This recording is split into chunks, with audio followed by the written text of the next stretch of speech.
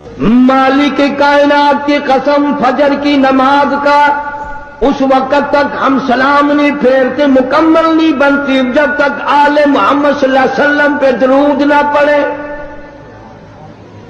जोहर की नमाज मुकम्मल नहीं, असर की नमाज मुकम्मल नहीं, फजर की नमाज मुकम्मल नहीं, मगरिब की नमाज मुकम्मल नहीं, ईशा की नमाज मुकम्मल नहीं, वितर की नमाज मुकम्मल नहीं, तहज्जुद की नमाज मुकम्मल नहीं, इशराक की नमाज मुकम्मल नहीं। कोई नमाज भी उस वक्त तक काबिल कबूल नहीं हमारे नजदीक जब तक अहले बैत पे दरूद और सलाम न पढ़ा जाए। सिर्फ उन लोगों को देखा जो साल में 10 दिन आले नबी का तज़किरा करते हैं। आओ कारी हनीफ को मुबारकबाद दो, मेरे बुजुर्गों को मुबारकबाद दो। जुमे की नमाज हो, ईद की नमाज हो, हत्ता कि जनाजे की नमाज क्यों ना हो, कोई नमाज भी हो, जब तक आले मोहम्मद सल्लल्लाहु अलैहि वसल्लम पे दुरूद न पढ़े हमारी नमाज मुकम्मल नहीं होती।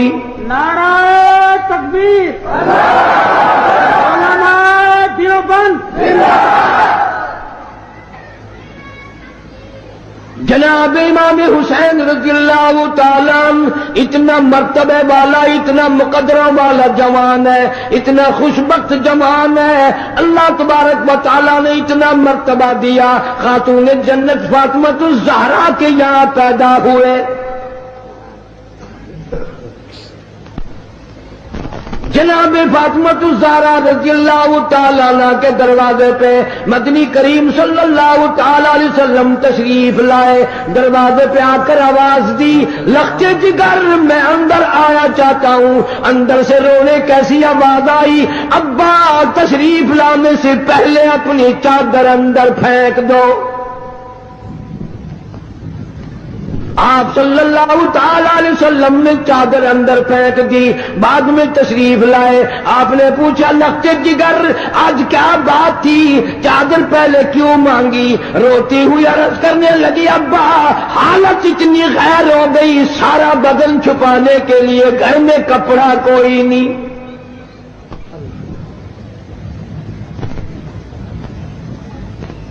जनाबी फातिमा ज़हरा रज़ियल्लाहु ताला अन्हा ने खड़ी होकर नमाज की नीयत बांधी। धड़ाम से गिर पड़ती है, फिर खड़ी होकर के नीयत बांधती है, फिर गिर पड़ती है, फिर खड़ी होकर नीयत बांधती है। सरकारे मदीना से कह दो सल्लल्लाहु अलैहि वसल्लम देख रहे हैं। आपने फरमाया लगते जिगर क्या बात है। अर्ज किया, मेरे अब्बा आज तेरी लगते जिगर का 5 दिन का फाका है।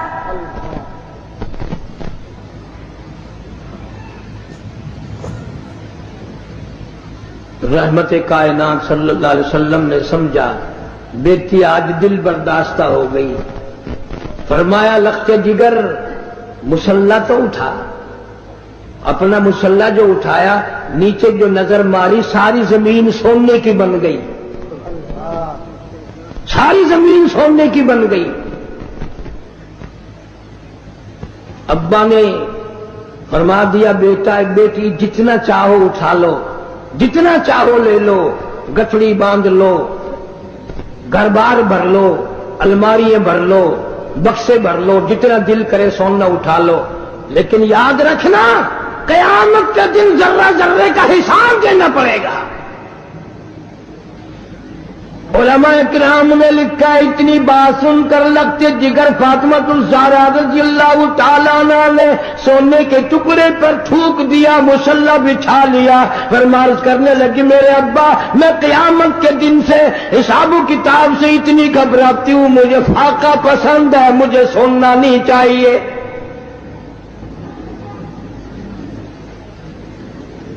आज मानने वालों का हाल देखो, हम लोग कितने मारे मारे फिरते हैं, सुबह से शाम और शाम से सुबह इसी चक्कर में हो जाती है, मैं बड़ा बन जाऊं, मैं बड़ा बन जाऊं।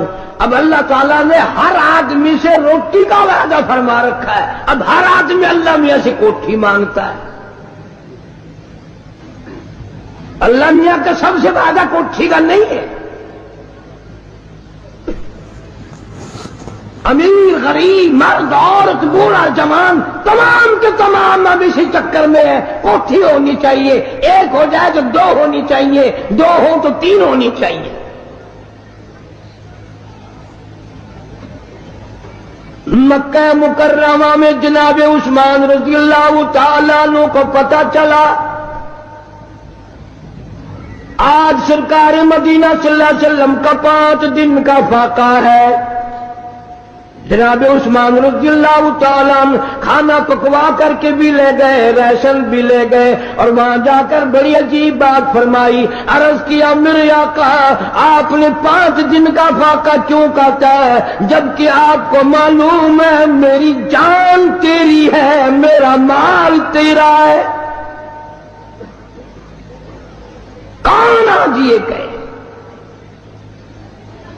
اللہ پاک مدینہ منورہ کی سب کو زیارت نصیب فرمائے. دوپہر کا وقت ہے, چھت نہیں ہے مسجد کی.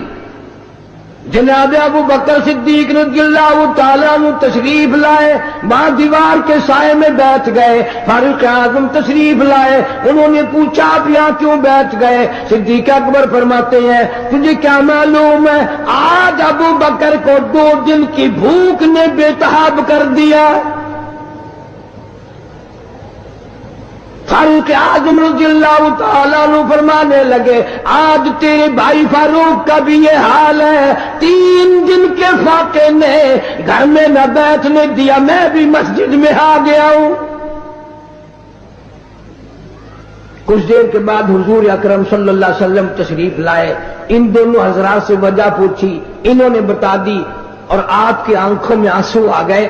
فرمایا ابو بکر آج تیرے نبی کا 5 دن کا فاقہ ہے. تینوں حضرات اکٹھے ہو کر ابو ایوب انصاری رضی اللہ تعالیٰ عنہ کے مکان پہ گئے. انہوں نے کھانا تیار کیا. جب سامنے لایا گیا آپ نے ایک روٹی پہ سالن رکھ کر فرمایا 5 دن کا فاقہ تو میرا ہے, میری فاطمہ کا نہ جانے کتنے دنوں کا فاقہ ہے, پہلے اس کو دیا. اتنی عزیز لخت جگر, اتنی پیاری نور نظر, اور اس کا اپنا مقام اللہ کے نزدیک اتنا بڑا. علامہ شاہ عبدالعزیز دہلوی رحمت اللہ علیہ تفسیر عزیزی میں لکھتے ہیں کہ قیامت کا دن ہوگا, پل صراط لگی ہوگی, نیچے جہنم ہوگا, 500 برس کی چڑھائی ہوگی, 500 برس کی برابری ہوگی, 500 برس کی اترائی ہوگی, 1500 سال کا سفر ہے. تلوار سے تیز ہے, بال سے باریک ہے. نیچے جہنم میں گزریں گے سب, رسول گزریں گے, انبیاء گزریں گے, پیغمبر گزریں گے, صحابہ کرام گزریں گے, اولیاء گزر رہے ہوں گے, قطب ابدال گزریں گے, غوث گزریں گے, تمام لوگ گزرتے رہیں گے. جب آئے گی باری فاطمہ الزہرا رضی اللہ تعالی عنہا کی, ایک فرشتہ اعلان کرے گا یا معاشر الانبیاء والاولیاء یغضوا من ابصارکم. او آدم صفی اللہ, اے نوح نجی اللہ, اے ابراہیم خلیل اللہ, اے موسیٰ کلیم اللہ, اے عیسیٰ روح اللہ, او صحابہ کرام کی جماعت, اولیاء کرام کی جماعت, اور قطب و ابدالوں کی جماعت, تمام کے تمام اپنی نظریں نیچی کر لو, اس لیے کہ فاطمہ الزہرا گزرنے والی ہے. نگاہوں کو نیچا کر لے. جس خاتون کا پل صراط پہ اتنا بڑا اکرام ہے, احترام ہے, جہاں کسی کا لحاظ نہیں ہے, اس کی اولاد کتنی خوش نصیب اور کتنی اعلیٰ درجے کے مقام کی مالک ہوگی.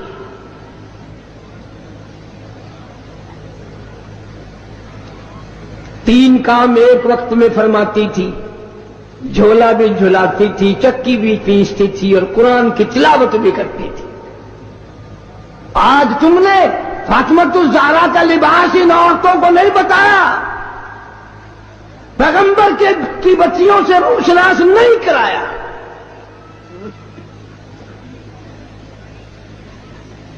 ہر گھر میں VCR چلا چلا کر بدماش بنا دیا تم نے اپنی معصوم بچیوں کو, ان کا دماغ خراب کر دیا.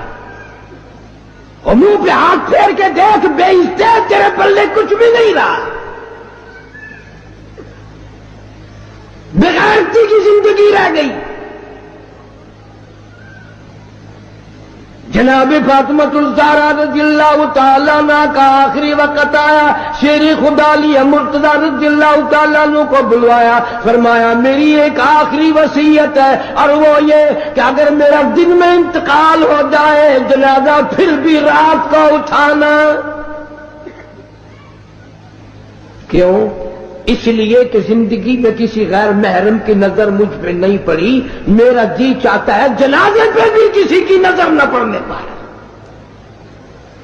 میرے جنازے پہ بھی کسی کی نظر نہ پڑے۔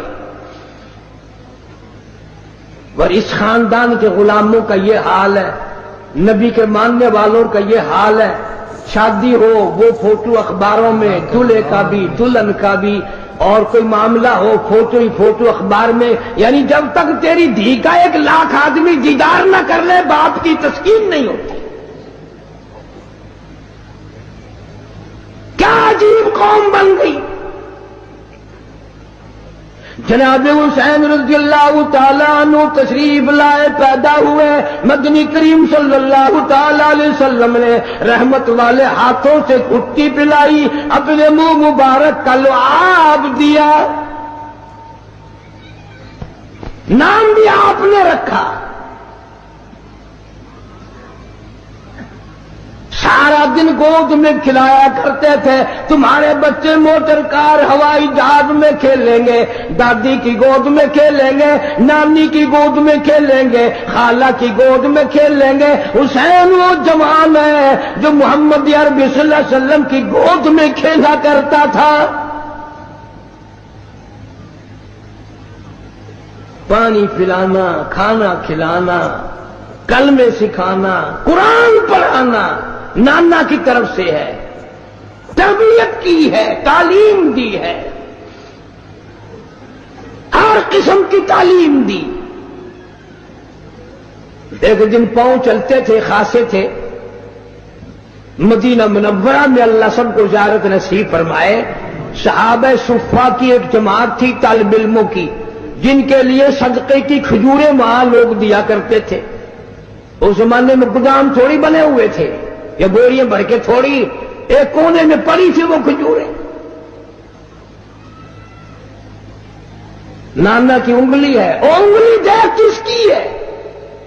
یہ وہ انگلی ہے، چاند کو اشارہ کر دیا تو کلیجہ پھٹ گیا۔ یہ وہ انگلی ہے، یتیم کے سر پہ پھیر دی، بادشاہ بنا دیا۔ یہ وہ انگلی ہے، ایک پانی کے پیالے میں رکھ دی، اتنا بڑا چشمہ جاری ہوا، کئی ہزار صحابہ کرام نے انگلیوں سے نکلا ہوا پانی پی لیا۔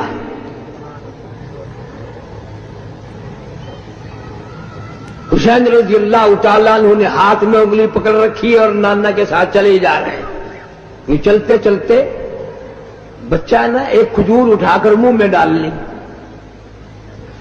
اتنا فرما دیتے تھے تو کوئی بڑی بات تھی کہ بھئی بچے آئندہ نہ اٹھانا، یہ کھجوریں ہمارے کھانے کی نہیں، بلکہ رحمت کائنات صلی اللہ علیہ وسلم نے نواسے کے حلق میں انگلی ڈال کر وہ کھجور باہر نکال لی،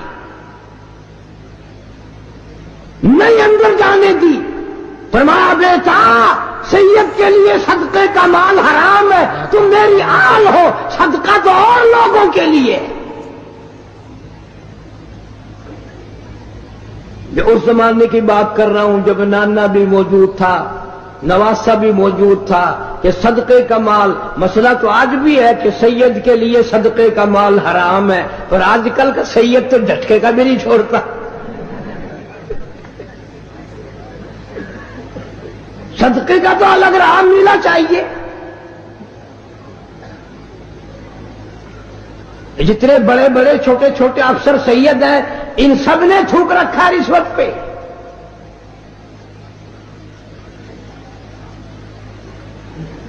ہاشمی خاندان کا جوان، سید خاندان کا جوان کبھی صدقہ نہیں کھاتا، اور یہی وجہ ہے کہ آج کل ذرا شکلیں تو دیکھو، اگر کوئی یوں آواز لگائے نا شاہ صاحب شاہ صاحب، یوں پیٹ پھیر کے مڑ کے دیکھو نا توے کا پٹھا پاسا کون آوے۔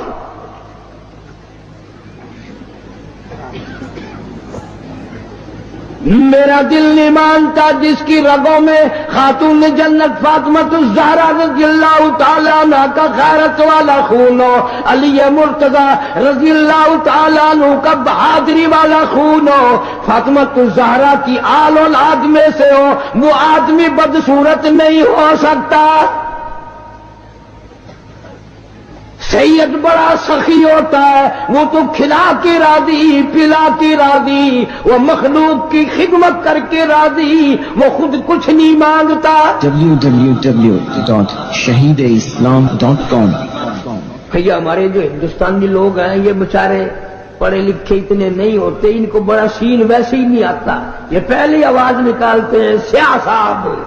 جب میں دولت دے دوں، اولاد دے دوں، مال دے دوں، مقدمے سے بری کر دوں، تندرستی عطا کر دوں، اللہ پاک فرماتے ہیں جب تو یوں کہتا ہوا عدالت سے نکلتا ہے نا فلانے بزرگ نے مینو بری کرا دیتا، فرمایا میرا غضب جوش میں آتا ہے تیرے پیر پکڑ کر پٹک پٹک کے تجھے زمین میں مارو۔ کیا میں نے نام غیروں کا؟ تو خود گوارا نہیں کر سکتا، جو تیری ہو وہ کسی سے آنکھ لڑائے، اور میں کیسے گوارا کروں بندہ میرا سر دوسرے کے آگے جھکائے، میں کیسے گوارا کروں؟ اور فرمایا جب کسی کا سر میرے دروازے پہ نہیں جھکتا پھر مجھے بھی اپنی خدائی کی قسم ہے اگر میں مٹی اور درختوں کے سامنے نہ جھکاؤں تو میری خدائی کیا ہوئی۔ ہر چیز کا مٹیریل آپ کو معلوم ہے، ساری دنیا کہتی آتی ہے کہ گڑ ڈالو تو گڑ کا مزہ آئے گا، شکر ڈالو گے تو شکر کا مزہ آئے گا، جتنا خرچ کرو گے اتنا ہی مزہ آئے گا، ویسا ہی لطف آئے گا، یعنی ہر چیز کا جیسا مٹیریل ویسا ہی مال تیار ہوگا۔ کبھی انسان نے بھی غور کیا اپنے مٹیریل کی طرف کہ میں بنا کی چیز سے ہوں؟ اللہ کبھی آدمی نے بھی سوچا کہ میرا مٹیریل کیا ہے؟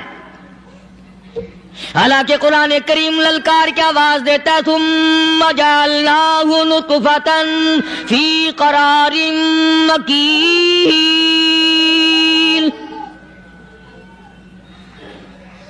ثم جعلناہ نطفۃ من ماء مہین، میں نے تجھے ذلیل پانی سے بنایا، گندے پانی سے بنایا۔ هل أتى على الإنسان حين من الدهر لم يكن شيئا مذكورا، میں نے تجھے ایسی چیز سے بنایا جس چیز کا نام لینا بھی تیرے ماں باپ پسند نہیں کرتے تھے۔ لم يكن شيئا مذكورا، اپنی حقیقت کو سوچ، اپنی اصلیت کو سوچ۔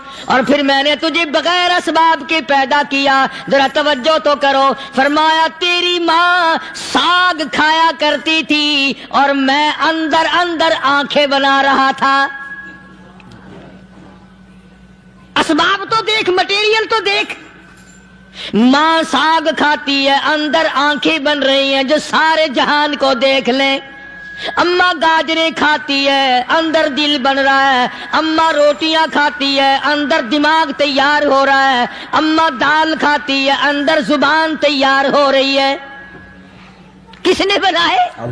فرمایا آؤ، کبھی تم نے آسمان دیکھ کر تمہاری سمجھ میں نہیں آتا، ستاروں سے میں سمجھ میں نہیں آتا، چاند کو دیکھ کر میری خدائی سمجھ میں نہیں آتی، سورج کو دیکھ کر میری خدائی سمجھ میں نہیں آتی، اور چل تو اپنے اصلیت کی طرف تو دیکھ کر مجھے مان جا،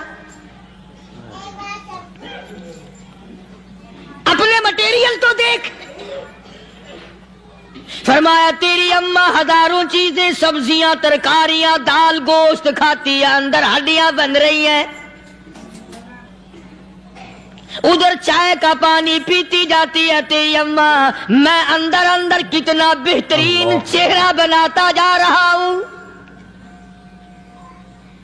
فرمایا یخلقکم فی بطون امہاتکم خلقا من بعد خلق فی ظلمات ثلاث،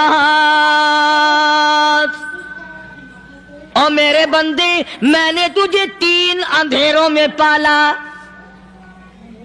ماں کے پیٹ کا اندھیرا، جھلی کا اندھیرا، رحم کا اندھیرا، ماں کو پتہ نہیں، ماں سوئی ہوئی ہے، میں بنا رہا ہوں۔ اماں کام کاج میں لگی ہوئی ہے، میں تجھے بنانے میں لگا ہوا ہوں۔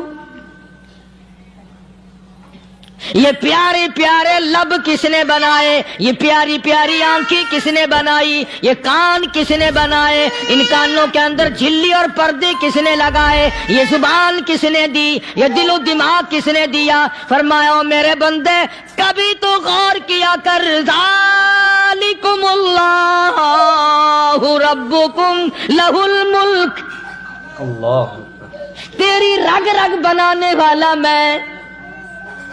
اور میرے بندے مجھے اپنی کبریائی کی قسم، جتنے یہ تیرے سر پہ بال ہیں ایک بھی کسی اور کا بنایا ہوا نہیں۔ شکل تو کجا، لب تو کہاں، آنکھیں تو کون بنائے گا، ہاتھ تو کون بنا سکتا ہے، پیر تو کون بنا سکتا ہے، دل و دماغ تو کون بنا سکتا ہے؟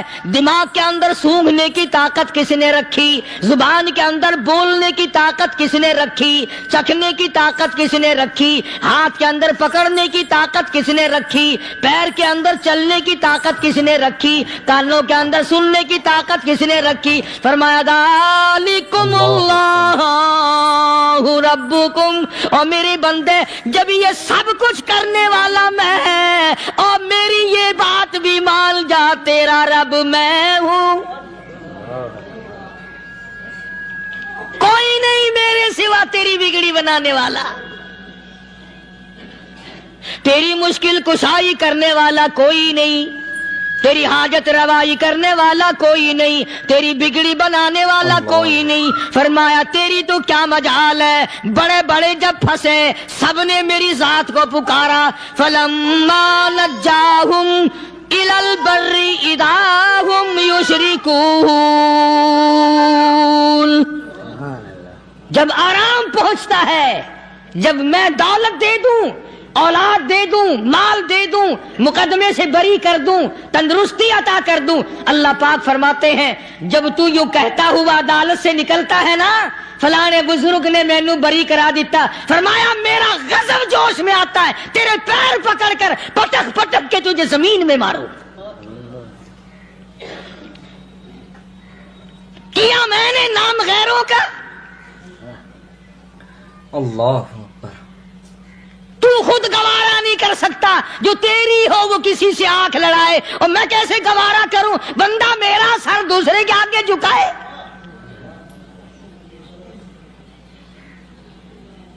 میں کیسے گوارا کروں؟ اور فرمایا جب کسی کا سر میرے دروازے پہ نہیں جھکتا، پھر مجھے بھی اپنی خدائی کی قسم ہے اگر میں مٹی اور درختوں کے سامنے نہ جھکاؤں تو میری خدائی کیا ہوئی؟ پھر در در کی مٹی چاٹتا ہے۔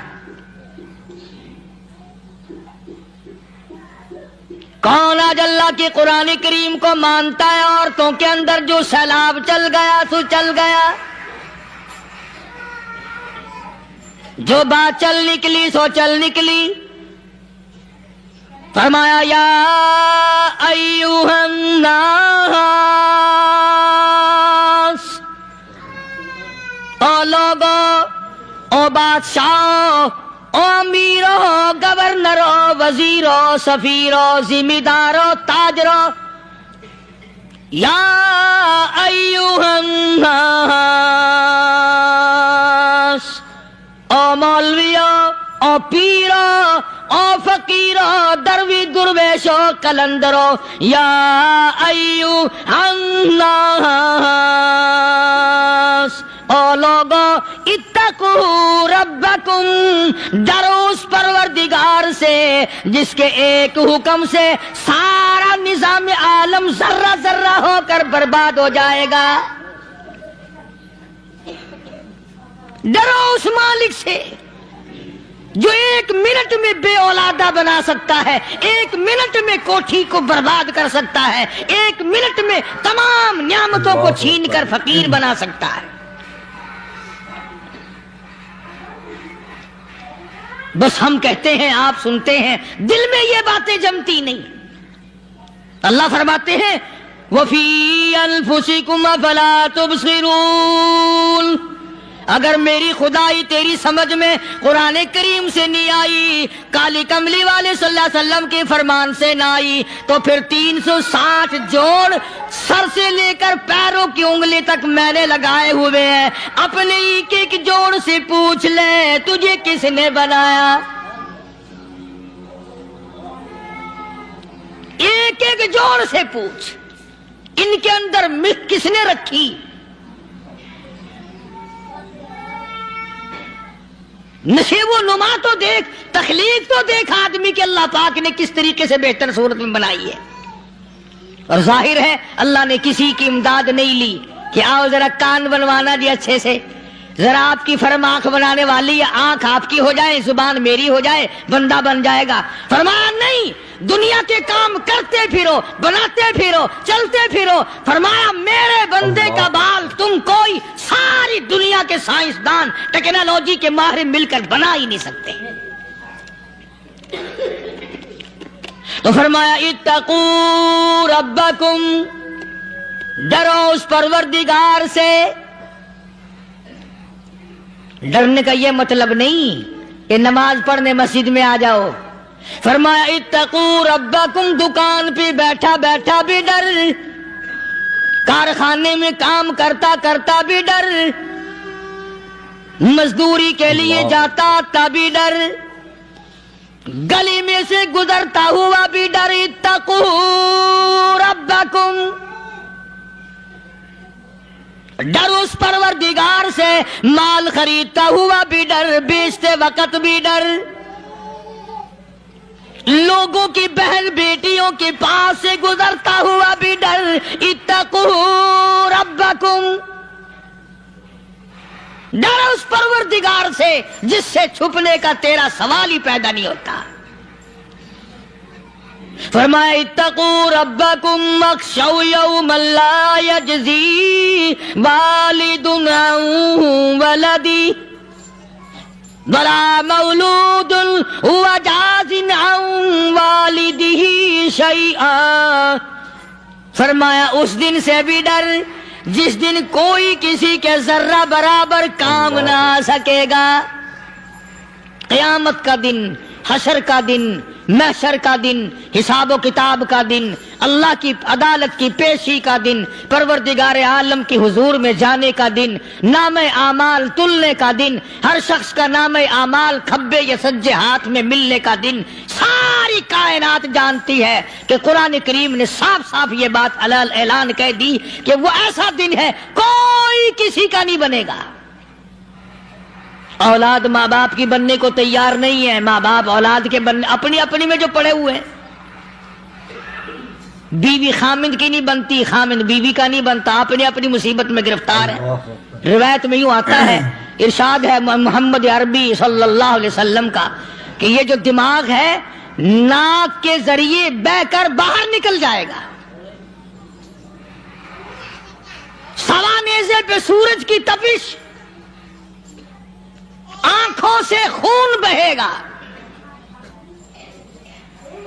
اہل محشر پناہ پکار اٹھیں گے۔ اور پھر کوئی 1-2 گھنٹے کی تو بات نہیں، قرآن کریم کی روح سے اور آیت کی صاف وضاحت سے پتہ چلتا ہے 50,000 سال کا ایک دن۔ ذرا تصور میں تو لاؤ۔ اللہ، ارے آج تم نماز کی پرواہ نہیں کرتے، رضائی نہیں اتار سکتے، صبح کو پڑے رہتے ہو، کب تصور میں آئے گی یہ بات کہ 50,000 سال کا دن کیسے گزرے گا؟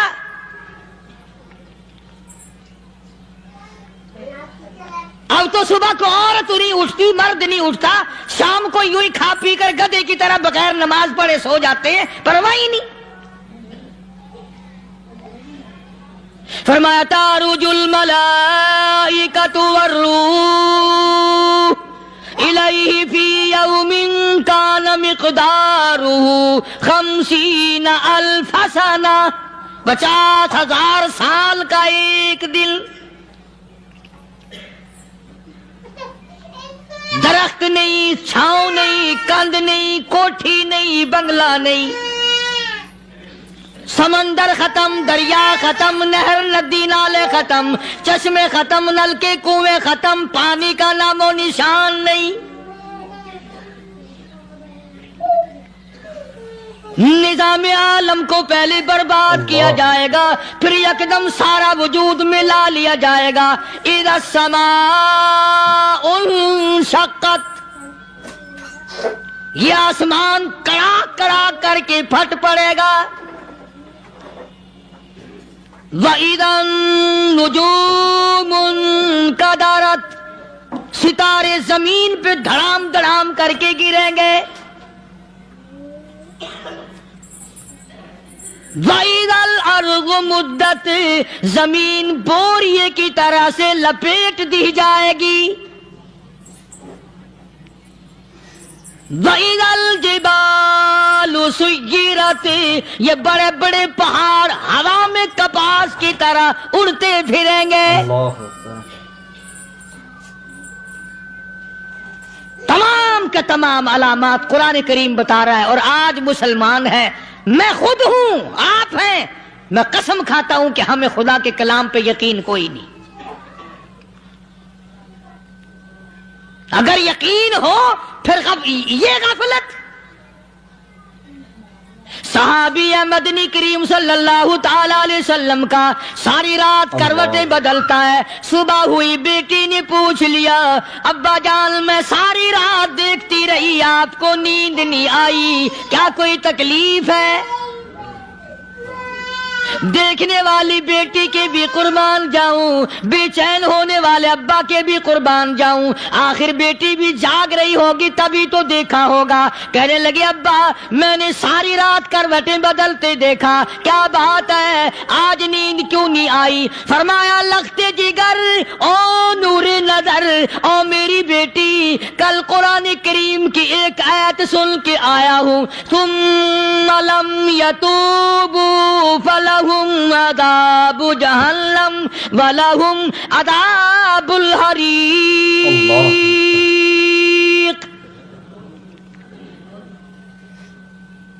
او میری بیٹی جس نے قرآن کریم کے ذریعے جہنم کی خبر سن لی ہو، جہنم کے انگاروں کی خبر سنی ہو، جس نے جہنم کی تباہ کاریاں سن لی ہو، او میری بیٹی نیند کیسے آئے؟ کیسے نیند آئے؟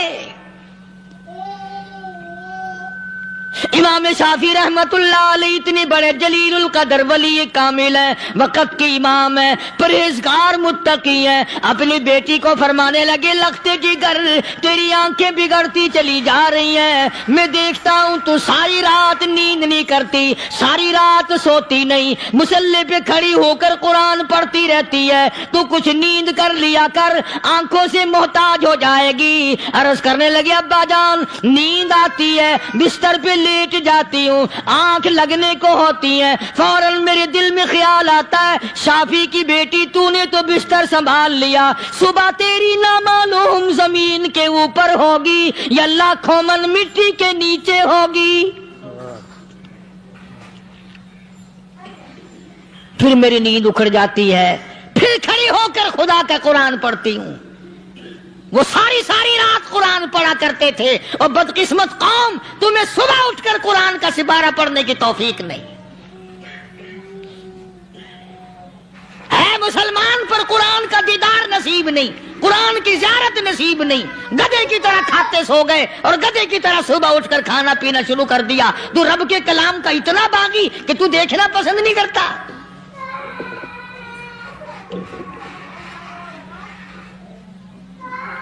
اور دنیا کی چیز اگر گھر میں نہ ہو، ٹھنڈے ٹھنڈے سانس مارتے ہیں عورتیں بھی. ہاں جی اپنی زمین کوئی نہیں نا، اپنی ہاں جی مکان اچھا اپنے پاس کوئی نہیں، فلاں چیز اپنے پاس کوئی نہیں. کبھی کسی نے ٹھنڈا سانس مارا کہ ہم 10 آدمی ہیں گھر کے، ایک آدمی بھی قرآن پڑھنے والا نہیں، ہم سارے کے سارے پتہ نہیں کیسے اکٹھے ہو رہے ہیں.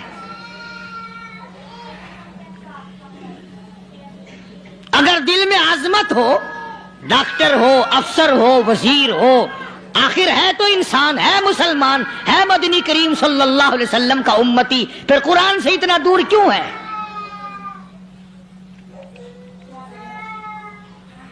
تو اللہ پاک جل شانہ نے فرمایا میرے بندے ہر حال میں ڈر.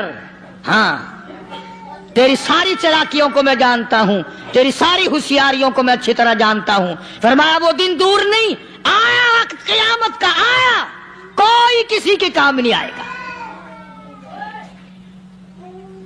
فرمایا ان وعد اللہ حق فلا تغرنکم الحیات الدنیا. دنیا نے پھنسا لیا، چہل پہل میں پھنس گئے، اللہ. اس کے رنگ روغن میں لگ گئے، اس کی زیب و زینت میں لگ گئے. رات اسی کی سوچ ہے، دن میں اسی کا فکر ہے، اور مرنے کا کسی کو بھی فکر نہیں. قرآن کریم کے آخری سورت آخری لقمان کے آخری آیتوں میں عجیب مضمون رکھا ہے. فرمایا ان اللہ عندہ علم الساعۃ وینزل الغیث. قیامت کا ٹھیک وقت اللہ کے سوا کوئی نہیں جانتا. کسے معلوم ہے اللہ اکبر. ابھی اگلے منٹ میں کیا ہو جائے گا، سیکنڈ میں کیا ہو جائے گا. اچھا ایک بات میرے ذہن میں آئی. یہ بڑے بڑے لوگ آپ کو ملیں گے دیہاتوں میں بھی، بازاروں میں بھی، شہروں میں بھی. فلانا بزرگ غیب کی باتیں بتایا کرتا تھا، فلانا ولی یوں بتایا کرتا تھا. کبھی یہ بھی تو پوچھنا کہ اس ولی نے کبھی یہ بھی بتایا کہ میں مروں گا کب، کس دن مروں گا. جب اپنی موت کا پتہ نہیں تو اور کسی چیز کا کیا پتہ ہے. صرف اٹکل پچو تیر لگانے والی بات ہے. ابھی چند مہینے ہوئے یہاں میرے پاس چند نوجوان آئے ملتان شہر سے اور کہنے لگے کہ 25,000 کی چوری ہو گئی ہے، بتا کدھر کون لے گیا، کدھر لے گیا. میرے پاس آئے یہاں. میں نے کہا بتا دوں گا پر آدھے لوں گا. کہنے لگا نہیں دیکھنا جی اتنا تو نہ کرو. حضرات صحابہ کرام رضوان اللہ تعالی علیہ مجمعین کا ذکر خیر کر رہا تھا. اس ضمن میں نے کئی چیزیں عرض کی کہ وہ خود صحابی کوئی نہیں بنا بلکہ اللہ پاک نے ان کو بنایا. اب خدا کا انتخاب تو غلط نہیں ہوتا. وہ جو کرتا ہے چونکہ اسے سارا علم ہے یہ آدمی کیسا ہے، کیسی اس کی نیت ہے، کیسا اس کا مزاج ہے، کیسے اس کے پروگرام ہے، کیسے اس کے ارادے ہیں. اللہ پاک سب کو جانتا ہے. حضرات صحابہ کرام کو اللہ پاک نے اتنا نوازا کہ ان کو اسلام کے نگہبان بنا دیا، محافظ بنا دیا. اور انہوں نے بھی کمال کر دیا. وہ گلشن، وہ باغ جو محمد عربی صلی اللہ علیہ وسلم نے دین کی بہار جو ان کے حوالے کی تھی، انہوں نے لہو کی ندیاں بہا کر کے بھی اس کو آباد رکھا. اس میں خزانہ نے دی. گلشن محمد صلی اللہ علیہ وسلم کی پٹ جھڑ صحابہ نے نہیں ہونے دی. بھوکے رہے، پیاسے رہے، ننگے رہے، فاقے کاٹے، کٹ گئے، شہید ہو گئے، ٹکڑے ہو گئے، کچھ بھی ہو گیا، پر سرکار کا دامن نہ چھوڑا صلی اللہ علیہ وسلم. یہی وجہ ہے کہ قرآن کریم ان کی جا بجا تعریف کرتا ہے.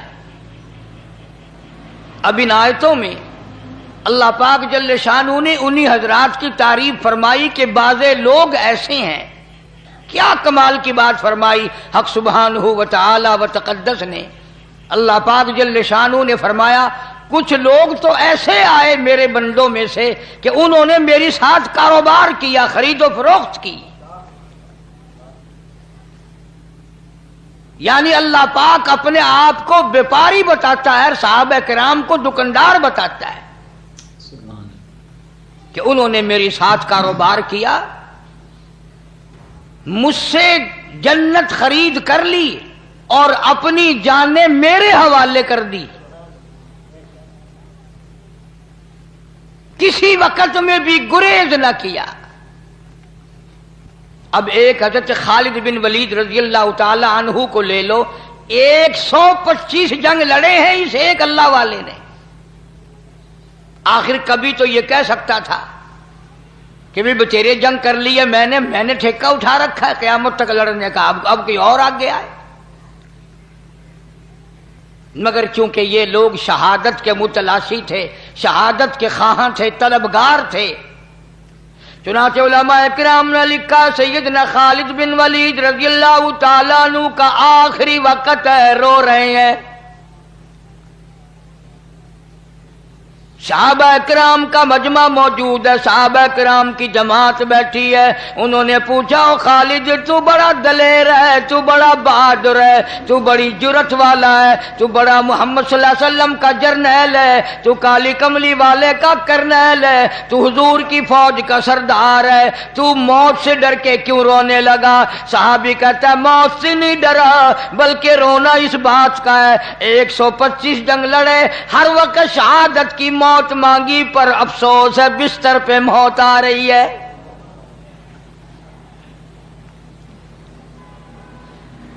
میری تمنا تھی، میری آرزو تھی، میری حسرت تھی اللہ کی راہ میں اس مالک کے نام پر میرے ٹکڑے کر دیے جاتے، میرا قیمہ بنا دیا جاتا. ایک صحابی نے فرمایا خالد تیرا لقب کیا ہے جو تجھے مدنی کریم صلی اللہ تعالی علیہ وسلم نے عطا فرمایا؟ تیرا کیا لقب ہے؟ کہنے لگا حضور کریم صلی اللہ علیہ وسلم نے مجھے سیف اللہ کا لقب دیا، اللہ کی تلوار. سیف اللہ کا لقب، اللہ کی تلوار کا لقب دیا. تو صحابی نے حضرت خالد کو پھر سمجھایا رضی اللہ تعالیٰ عنہ کہ جب تجھے نبی نے سیف اللہ کا لقب دیا تو اس کا یہ اگر تو شہید ہو جائے تو اس کا مطلب یہ کہ اللہ کی تلوار ٹوٹ گئی. تجھے شہادت کیسے ملتی؟ تجھے تو اسی دن سوچ لینا چاہیے تھا جس دن اکالی کملی والے نے صلی اللہ علیہ وسلم تجھے سیف اللہ کا لقب دیا. حضرات صحابہ کرام کو حضور کریم صلی اللہ علیہ وسلم کی ہر چیز سے پیار تھا. ایک صحابی نے کافی سارا سامان باندھا، بڑی ساری گٹھڑی بنا رکھی ہے، سامان لمبا چوڑا اٹھائے چلا جا رہا ہے یا اٹھانے کا ارادہ کر رہا ہے. تو حضور صلی اللہ علیہ وسلم کی نظر پڑ گئی، نگاہ پڑ گئی. آپ نے فرمایا تو سفینہ بن گیا، یعنی تو کشتی بنا ہوا، اتنا وزن اٹھائے ہوئے.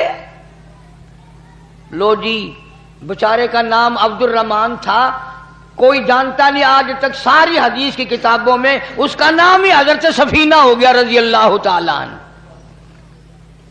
یعنی صحابہ کو حضور کریم صلی اللہ علیہ وسلم کی زبان کے ساتھ اتنا پیار تھا، حضور کے کلام سے، حضور کی جان سے، حضور کی ہر اداؤں سے اتنا پیار تھا کہ یوں ہی آپ نے مذاق میں جو لفظ فرما دیا صحابہ کے نام گم ہو گئے پر وہی نام رکھا جو حضور نے ارشاد فرمایا.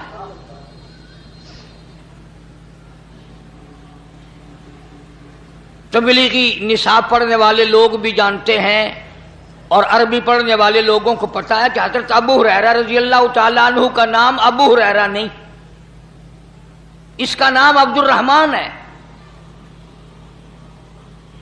بلی سے بہت پیار کرتا تھا. بلی گود میں چڑھ رہی ہے، گردن پہ چڑھ رہی ہے، کاندھے پہ چڑھ رہی ہے، بلی سے بہت پیار کرتا تھا. بلی اس سے کیا کرتی تھی؟ عربی میں ہرہ کہتے ہیں بلی کو. سرکار نے جب یہ بات دیکھی کہ بلی گود میں بیٹھی ہے، کندھے پہ چڑھ رہی ہے، فرمایا یا ابو ہریرہ، اور تو بلیوں کا باپ بن گیا. یعنی اولاد کی طرح بلی تجھے لپٹ رہی ہیں اور تو بھی ان کو اولاد کی طرح پیار کر رہا ہے. چلو جی، اس دن کے بعد آج تک نام ہی گم ہو گیا. ابو ہریرہ ہی ابو ہریرہ رہ گیا، بلیوں کا باپ.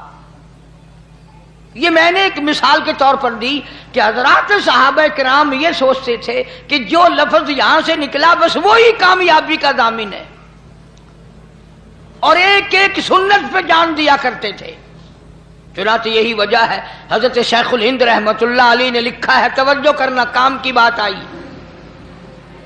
حضرت شیخ الہند رحمۃ اللہ علیہ نے لکھا ہے، بات کو سمجھنا، سنت کے مطابق پخانے میں جانا اور سنت کے مطابق نکلنا 500 نفلوں سے افضل ہے جن میں کوئی ایک آدھ سنت چھوٹ گئی ہو. نبی کریم صلی اللہ علیہ وسلم کے طریقے کے مطابق پخانے میں، یعنی وہ طریقہ کیا ہے؟ کھبا پیر رکھنا اندر، بایاں پاؤں پہلے اندر رکھنا اور نکلنے میں باہر سجا پیر دانا پاؤں نکالنا، اتنی سی بات ہے۔ حضرت شیخ الہند فرماتے ہیں کہ خانے میں سے نکلتے وقت، داخل ہوتے وقت یہ ارادہ کر کے کہ میرے نبی کی سنت یہ ہے، یہاں پہلے داخلے میں کھبا پیر رکھنا، نکلنے میں سجا پیر رکھنا 500 نفلوں سے افضل ہے جن میں کوئی سنت رہ گئی ہو۔ حالانکہ بات تو کچھ نہیں، مطلب اپنا حل ہوگا، پیٹ کے اندر سے غلازت جائے گی، ہوا خارج ہوگی، پیشاب نکلے گا، طبیعت میں سکون آئے گا، چین آئے گی، صحت ہوگی، تندرستی ہوگی، کام میرا تیرا اپنا بن رہا ہے۔ اور پیر رکھنے میں نبی کریم صلی اللہ علیہ وسلم کی سنت کا ارادہ کرنے میں 500 نفلوں سے زیادہ ثواب بڑھ گیا۔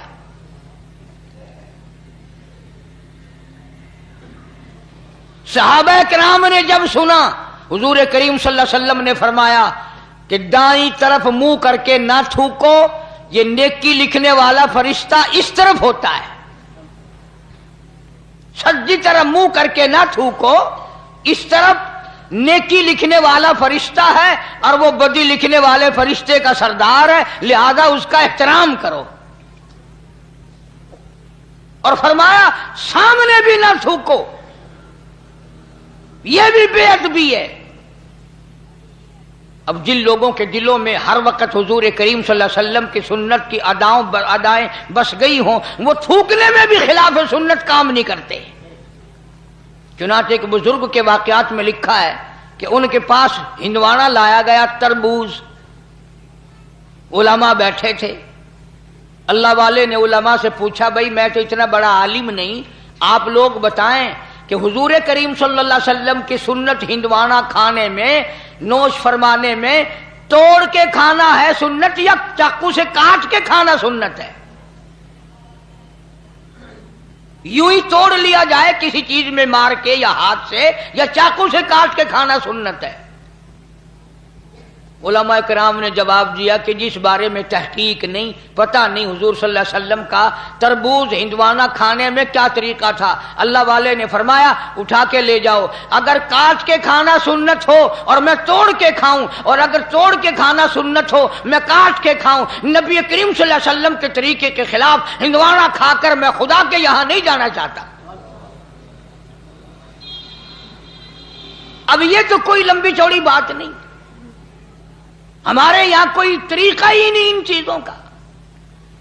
ہاتھ دھو کر کے کھانا کھانا، سجے ہاتھ سے کھانا کھانا، بسم اللہ پڑھ کر کے کھانا شروع کرنا، ہر رقمے کے ساتھ تقریباً الحمدللہ کہنا، بعد میں پوری دعا پڑھنا، یہ ساری چیزیں سنت ہیں۔ اور اگر ہمارے دلوں میں حضور صلی اللہ علیہ وسلم کی محبت پیدا ہو جائے، ثواب بھی ملے گا، آقا کے قریب بھی ہو جاؤ گے۔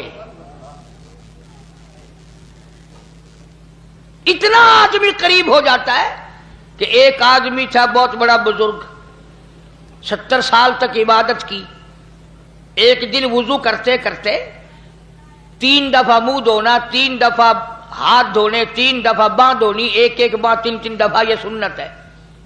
جان نے کیا، ایک بازو ایک باں 2 دفعہ دھوئی۔ نماز پڑھ کر مدنی کریم صلی اللہ تعالی علیہ وسلم کا ایک اللہ والا، ماننے والا، محبت کرنے والا سو گیا۔ خواب میں حضور کریم صلی اللہ علیہ وسلم کی زیارت ہوئی، فرمایا او اللہ والے، آج تیری نماز ناقص ہوئی، آج کی تیری نماز ناقص ہوئی۔ پوچھا کیوں؟ فرمایا تو نے وضو کرنے میں سنت کو ترک کر دیا۔ ہمارے خیال میں تو نہ نماز میں کوئی سنت ہے، نہ وضو میں کوئی سنت ہے، نہ عبادت کے طریقے میں کوئی سنت ہے، نہ چلنے پھرنے میں کچھ بھی نہیں، جو ہم کر دیں وہی سنت ہے ہمارے یہاں تو۔ صحابہ کرام رضوان اللہ تعالی علیہم اجمعین کو اللہ پاک نے حکم بھی اسی طرح دیا تھا، فرمایا قل اطیعوا اللہ والرسول، میرے محبوب کریم صلی اللہ علیہ وسلم کی اطاعت کرو، فرما برداری کرو، میرے نبی کی غلامی کرتے چلے جاؤ۔ من یطع الرسول فقد اطاع اللہ، جس نے میرے کالی کملی والے صلی اللہ تعالی علیہ وسلم کی اطاعت کر لی، فرما برداری کر لی، وہ کامیاب ہو گیا، میں خدا کی اطاعت ہو گئی۔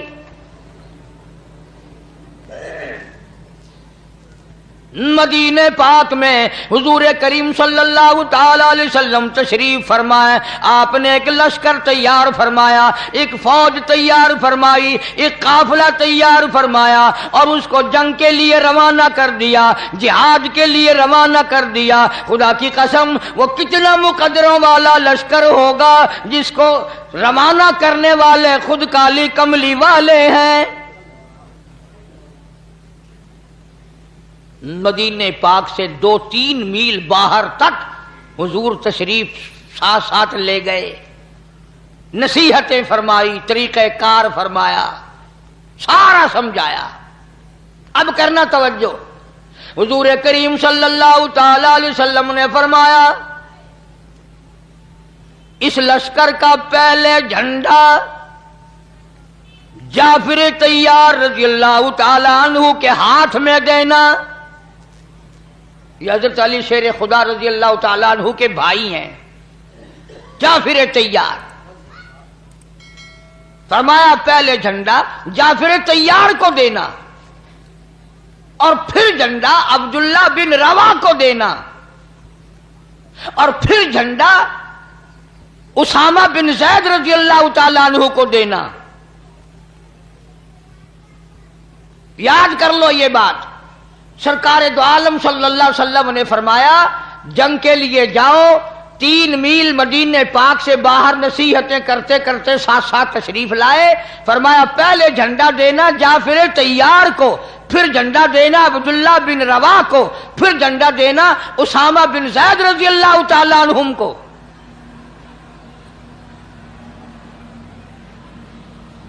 اب اندازہ یہ بھی لگاؤ کہ حضور کریم صلی اللہ علیہ وسلم کے کلام کا منشا، مطلب، غرض صحابہ سے زیادہ کون سمجھ سکتا ہے؟ صحابہ سے زیادہ حضور کے مطلب کو کون جان سکتا تھا؟ وہ شاگرد ہیں براہ راست محمد عربی صلی اللہ علیہ وسلم کے۔ صحابہ سمجھ گئے کہ پہلے جھنڈا جعفر طیار کو ملے گا، وہ شہید ہو جائے گا، پھر جھنڈا عبداللہ بن روا کو ملے گا، وہ بھی شہید ہوگا اس جنگ میں، پھر جھنڈا اسامہ بن زید کو ملے گا اور وہ بچ جائے گا۔ یعنی آپ کے کلام میں سے جو تبدیلی آئی کہ پہلا فلاں، پھر دوسرا، پھر تیسرا، صحابہ نے صاف صاف مطلب سمجھ لیا کہ یہ دونوں صحابی اس جنگ میں شہید ہوں گے۔ کیوں؟ یہ نقطہ بھی سمجھ لو، یعنی حضور کریم صلی اللہ علیہ وسلم کو اپنے غلاموں پہ اتنا پکا یقین ہے کہ زندگی میں تو جھنڈا انہوں نے چھوڑنا ہی نہیں۔ حضور کا دیوانہ زندہ ہو اور اسلام کا جھنڈا گر جائے، بالکل ایسا نہیں ہو سکتا۔ اسی لیے تو فرمایا پھر اس کو دینا، پھر اس کو دینا، پھر اس کو دینا۔ اب عبداللہ بن روا رضی اللہ تعالی عنہ اچھی طرح سے سمجھ گئے کہ میرا نام بیچ میں ہے اور یہ میرے لیے آخری جنگ ہے، میں واپس نہیں آؤں گا۔ آپ کے فرمان سے سمجھ گئے حضرت عبداللہ بن روا رضی اللہ تعالی عنہ۔ اور یہ قافلہ جس دن روانہ کیا، جس دن یہ لشکر بھیجا، جمعے کا دن تھا، صبح کا وقت تھا، یہ بھی یاد رکھنا بات، جمعے کا دن تھا، صبح کا وقت تھا جب یہ قافلہ حضور صلی اللہ علیہ وسلم نے روانہ فرمایا لڑائی کے لیے، کفر کے مقابلے کے لیے۔ اب حضرت عبداللہ بن روا رضی اللہ تعالی عنہ حضور سے تو رخصت ہو گئے، پھر دل میں ایک بات آئی کہ میرا یہ آخری جنگ ہے، آخری جہاد ہے، آخری لڑائی ہے، میں واپس تو آؤں گا نہیں، جمعے کا دن ہے، جمعے کا دن ہے، سواری میری بڑی تیز ہے، کیوں نہ میں اپنا آخری جمعہ حضور کے پیچھے پڑھ کے جاؤں، دیدار بھی کروں، جمعہ بھی پڑھوں، اور پھر میں اپنی سواری کو دوڑا کر قافلے کو آ کے مل جاؤں گا۔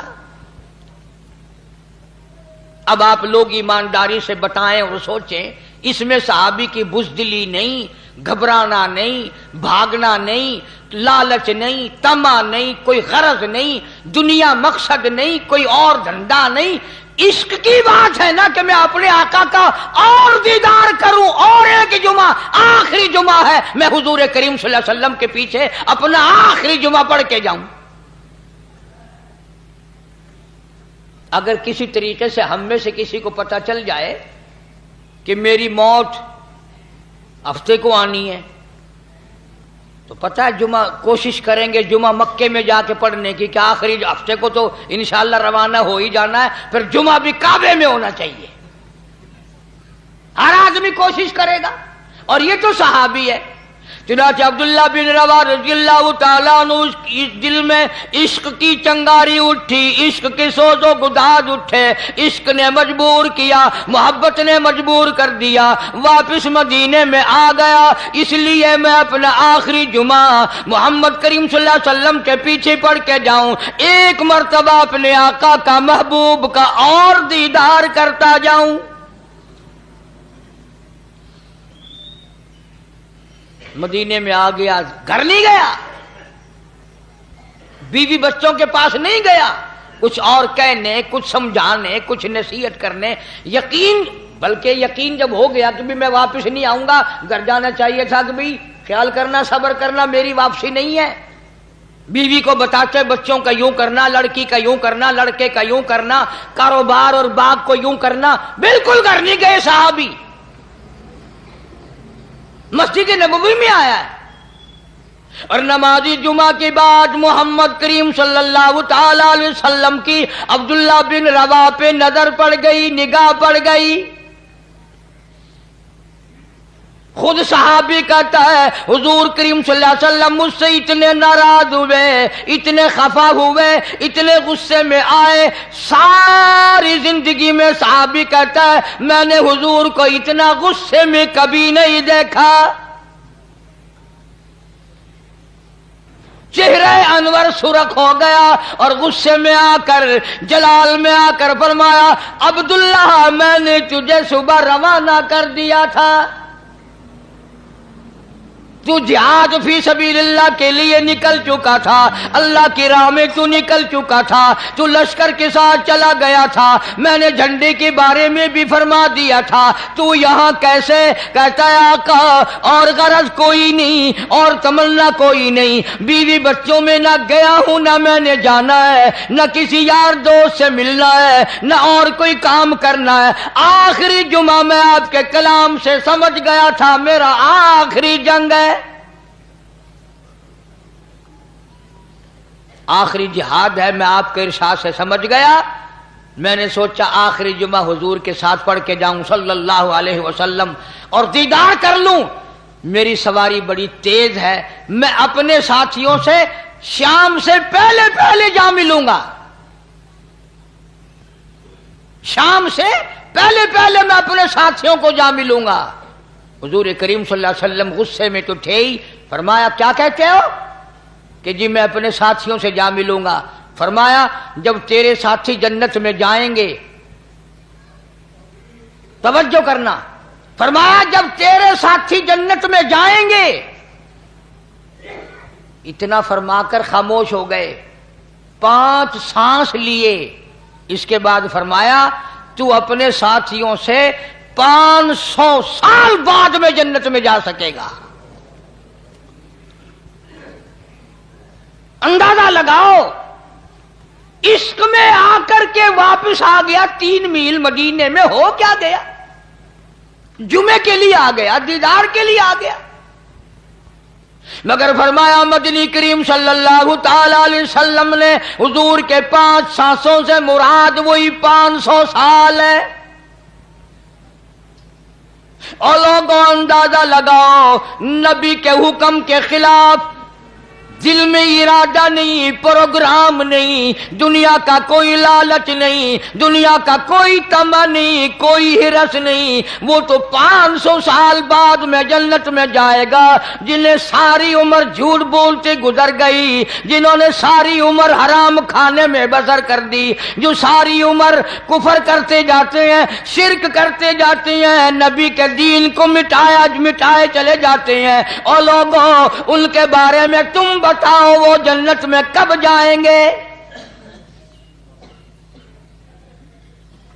یعنی اللہ پاک جل شانہ کے نزدیک حضور ہے بے دینی کا دورہ ہے، لیکن ہم یہ سوچ کر کہ بھی بڑے گناہ ہو رہے ہیں، چلو جمعے کی پہلے 2 رکعت پڑھا کرتے تھے، آج سے 4 رکعت پڑھا کریں گے تاکہ اور ہمارے گناہ معاف ہو جائیں، تاکہ اور ہماری عبادت میں اضافہ ہو جائے، نیکیاں بڑھ جائیں، گناہ مٹ جائیں، اللہ پاک راضی ہو جائیں۔ نیت تو اچھی ہے، لیکن 2 رکعت کے بجائے 4 پڑھنے سے یہ 2 بھی نہ ہوں گی، اس لیے کہ محمد کریم صلی اللہ علیہ وسلم کے فرمان کے خلاف اور آپ کی سنت کے خلاف اور آپ کے طریقہ کار کے خلاف ہوگا۔ ہر چیز کو لے لیں آپ، مثال کے طور پر سنت ہے اور شریعت میں ثابت ہے کہ صبح صادق سے روزہ رکھو اور شام کو افطار کے وقت، غروب کے وقت یہ روزہ افطار کر دو۔ کوئی آدمی یہ کہے کہ جی میں تو ڈبل ثواب لینا چاہتا ہوں، میں تو آج روزہ رکھ کر کل شام کو کھول لوں گا، میں نے تو روزہ افطار کرنا ہی نہیں تاکہ میرے ثواب میں اضافہ ہو، تاکہ میری نیکیوں میں بڑھاوا آ جائے، میری نیکیاں بڑھ جائے۔ علماء کرام نے لکھا ہے اس کا پہلا روزہ بھی منظور نہیں، اس لیے کہ ہم ان باروں میں مختار نہیں۔ جو طریقہ، جو اصول محمد عربی صلی اللہ تعالی علیہ وسلم نے بتا دیے، فرما دیا، اس کے ایک سوٹ ادھر ادھر کرے گا تو مارا جائے گا۔ آج ہم بے شمار گناہ کر رہے ہیں عشق کے نام پر۔ انہوں نے کہا ڈھولک کیوں بجا رہا ہے؟ کہ حضور کی محبت میں۔ انہوں نے کہا تبلہ کیوں کھڑکا رہا ہے؟ سرنگی کیوں بجا رہا ہے؟ کہ واہ واہ، تجھے تبلہ نظر آتا ہے؟ میں تو قوالی شریف کر رہا ہوں، حضور صلی اللہ علیہ وسلم کی تعریف کر رہا ہوں۔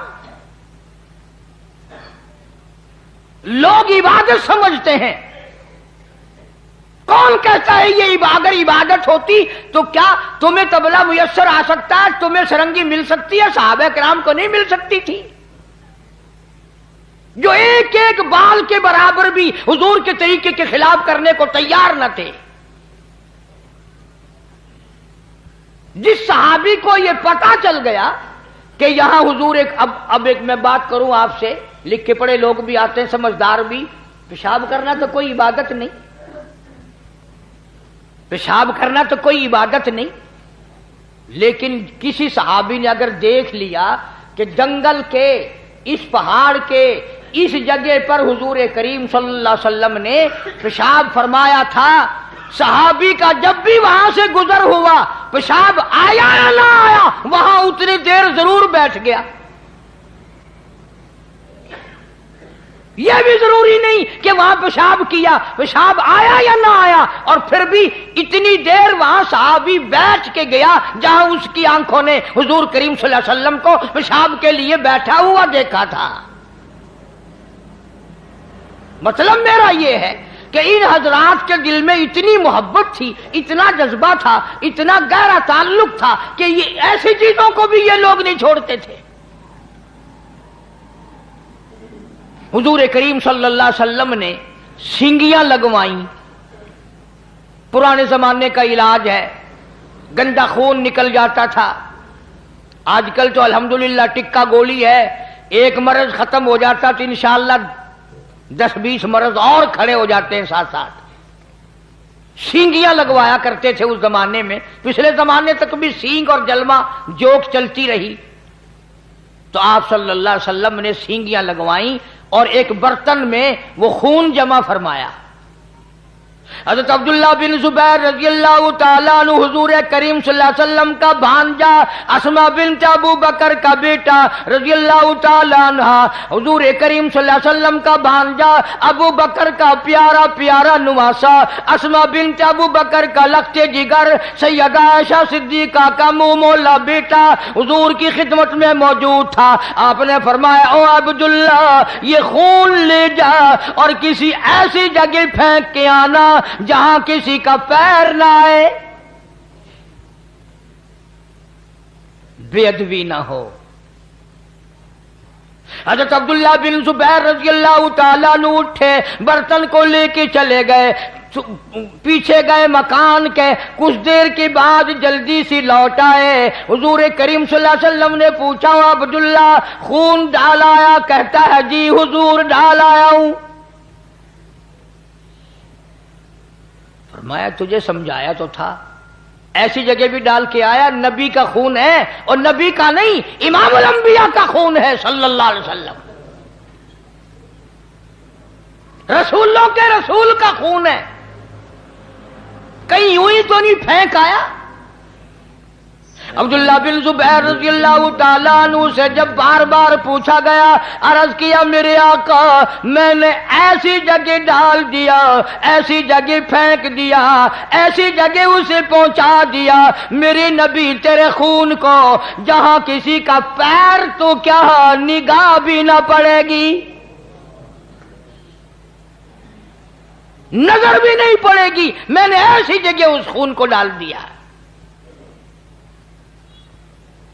اور ایک اور بات بتاؤں، یہ آپ صلی اللہ علیہ وسلم بھی تو جان جان کے پوچھ رہی ہیں، حضور کو پہلے سے شک ہے اپنے دیوانوں کے بارے میں کہ اس نے ایسا کیا ہوگا، اپنے پروانوں کو حضور جانتے تھے۔ فرمایا عبداللہ کدھر کیا بتاتا کیوں نہیں؟ عرض کیا میرے آقا میں نے بڑا سوچا، امام الانبیاء کا لہو کالی کملی والے کا خون ہو میں زمین پہ کیسے پھینک دوں، میں نے تو پی لیا۔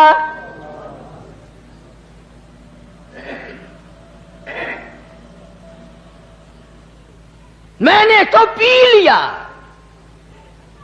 میرے پاس وہ جگر نہ تھا، میرے پاس وہ دل نہ تھا جس دل سے میں آپ کا لہو زمین پہ پھینک دیتا، میں نے تو چپکے سے مکان کے پیچھے کھڑا ہو کر پی لیا۔ فرمایا عبداللہ جا 7 پشتوں پہ دوزخ حرام ہو گئی۔ جن لوگوں نے نبی کے خون کی حفاظت کی انہوں نے نبی صلی اللہ علیہ وسلم کے دین کی بھی حفاظت کی، اور اس کو اس رنگ میں رکھا جس رنگ میں جس طریقے سے حضور کریم صلی اللہ علیہ وسلم نے ان کو دیا تھا، کوئی اس میں خیانت نہیں کی، کوئی اس میں تبدیلی نہیں کی۔ اگر آج دین ہمارے بس کا ہوتا تو ہم 100 میں سے ایک حصہ بھی نہ چھوڑتے، سارا ہی بدل دیا ہوتا، کچھ بادشاہ بدلتے، کچھ پیر فقیر بدلتے، کچھ مولوی بدلتے، اللہ چاہے سارا حلیہ ہی ختم ہو جاتا۔ اس لیے فرمایا قل ان کنتم تحبون اللہ، قل ان کنتم تحبون اللہ، میرے محبوب کریم صلی اللہ تعالی علیہ وسلم اگر یہ چاہتے ہو کہ اللہ پاک سے محبت کی جائے، اللہ سے محبت کریں، اللہ کے نیک بندے بن جائیں، فاتبعونی، انہیں کہو یہ تیری تابعداری کریں، تیری غلامی کریں، تیری ایک ایک سنت کو زندہ کریں، یحببکم اللہ، میں خدا خود ہی سب سے محبت کرنے لگ جاؤں گا۔ جس کو بھی میں اپنے نبی کی اداؤں پہ دیکھوں گا یحببکم اللہ، میں خدا پھر ان سے پیار کروں گا، میں خدا ان سے محبت کروں گا، میں ان کو اپنا ولی بنا لوں گا۔ الہی اگر وہ گناہگار ہوا، سیاکار ہوا، فاسق و فاجر ہوا، پھر کیسے یار بنا لے گا، کیسے دوست بنا لے گا، کیسے ولی بنا لے گا؟ فرمایا یغفر لکم ذنوبکم، میں اس کے گناہوں کو معاف کر کے اس کو صاف پاک بنا دوں گا۔ واللہ غفور الرحیم،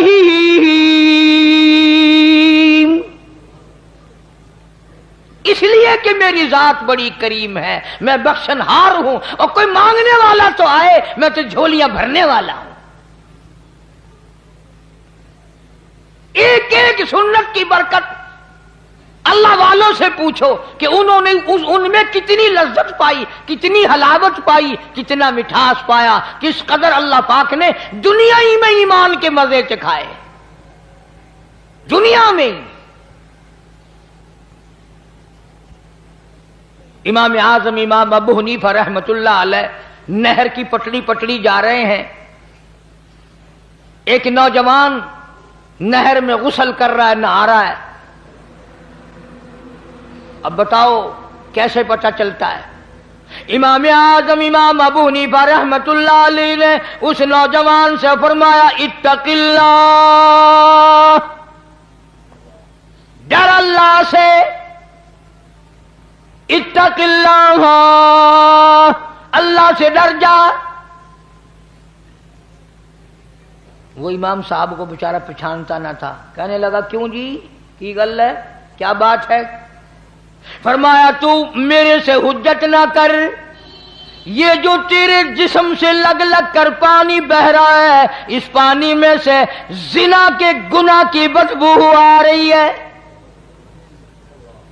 تو بدکاری کر کے آیا، بدماشی کر کے آیا، اور اس نہر میں غسل کر رہا ہے، اس نہر کے پانی میں سے زنا کے گناہ کی بدبو آ رہی ہے۔ دنیا ہی میں اللہ پاک لذتیں بتا دیتا ہے۔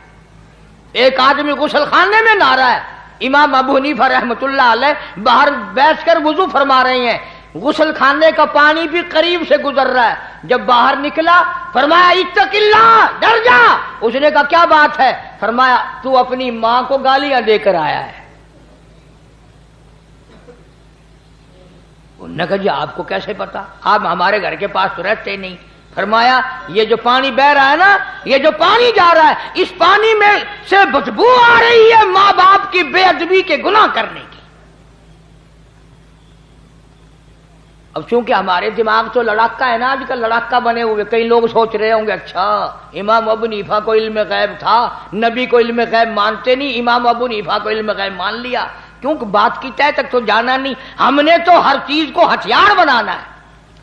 فرمایا من عمل صالحا من ذکر او انثى وهو مؤمن فلنحيينه حياة طيبة ولنجزينهم اجرهم باحسن ما كانوا يعملون۔ اللہ پاک فرماتے ہیں مرد عورت جب میری رضا کے لیے نیکیاں کرتے ہیں اور میرے یہاں قبول ہوتی ہیں، میں پھر دنیا ہی میں ان کو ایمان کے مزے چکھاتا رہتا ہوں، ان کو لذت اور حلاوت دنیا ہی میں آتی رہتی ہے۔